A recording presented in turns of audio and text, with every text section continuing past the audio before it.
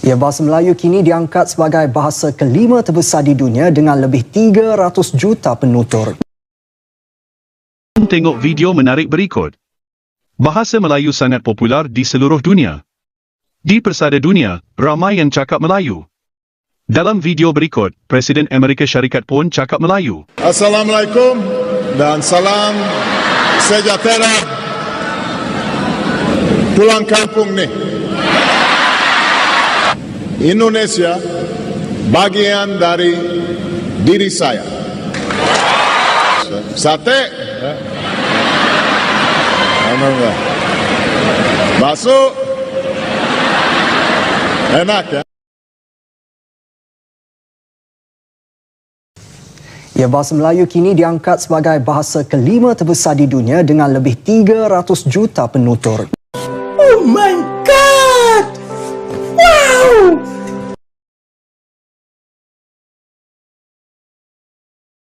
Okey, di dunia terdapat lebih kurang 300 juta penutur bahasa Melayu.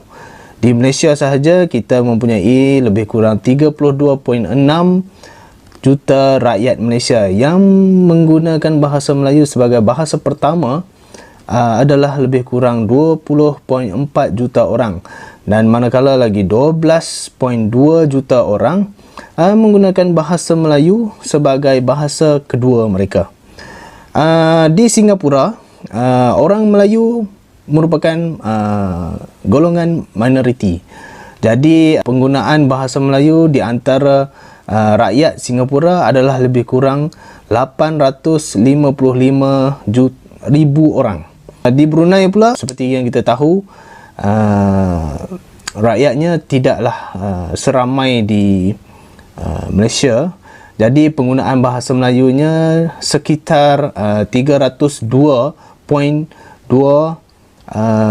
ribu orang sahaja. Di Indonesia, rakyatnya sangat ramai, lebih kurang 271 juta orang.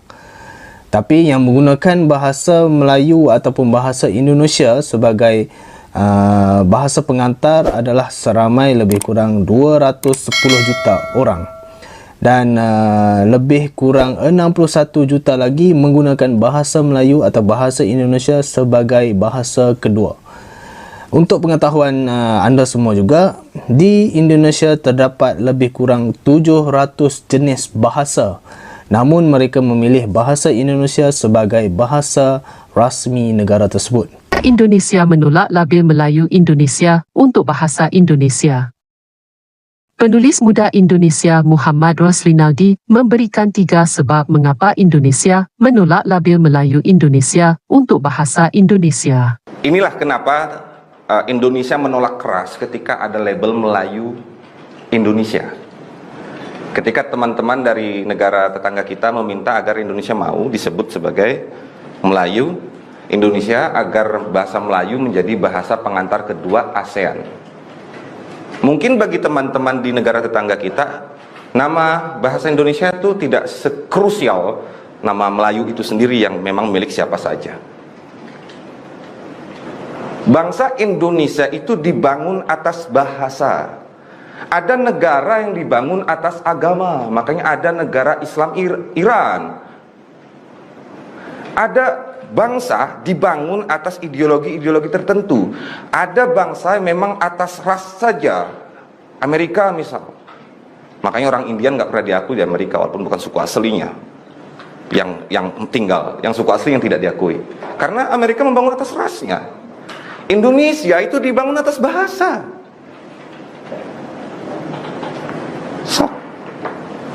Bangsa Indonesia itu dibangun atas bahasa.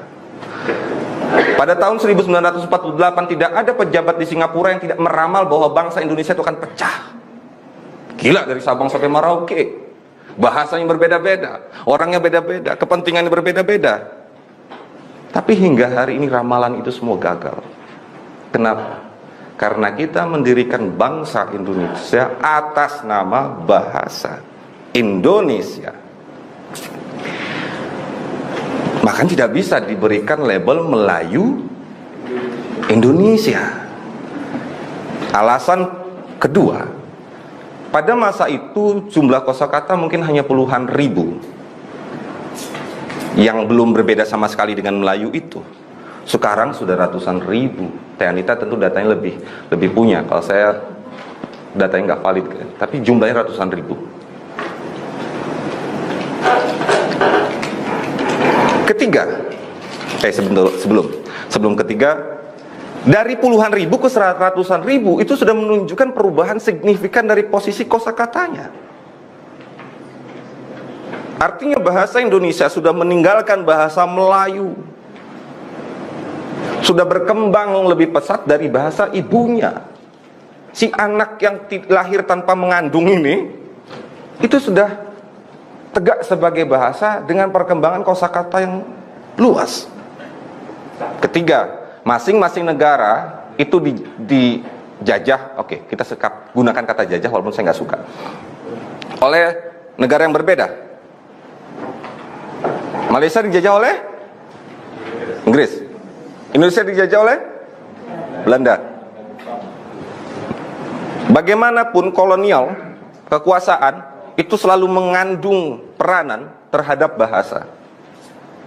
Makanya dulu zaman Belanda ada dewan-dewan bahasanya, ahli-ahli bahasa yang khusus mengurusi bahasa Hindia, Belanda, termasuk Melayu dalam kepentingannya sebagai bahasa pengantar internasional, dan termasuk juga di Indonesia. Di Malaysia bahasa Inggris. Makanya ejaan di Malaysia dengan Indonesia berbeda. Di Indonesia penyerapan bahasa itu dari fonologisnya terlebih dahulu, ya ya. Baru kemudian tulisan. Di Malaysia itu ikut saja, nggak pakai fonologis, ikut tulisannya, kemudian dieja sebagaimana bahasa Inggris. Itu semuanya serba berbeda. Disitulah kita harus mengetahui bahwa Indonesia sebagai sebuah bangsa menciptakan bahasa Indonesia tanpa pernah mengandung, itu adalah sikap yang sangat tepat. Di sini saya ingin ingatkan,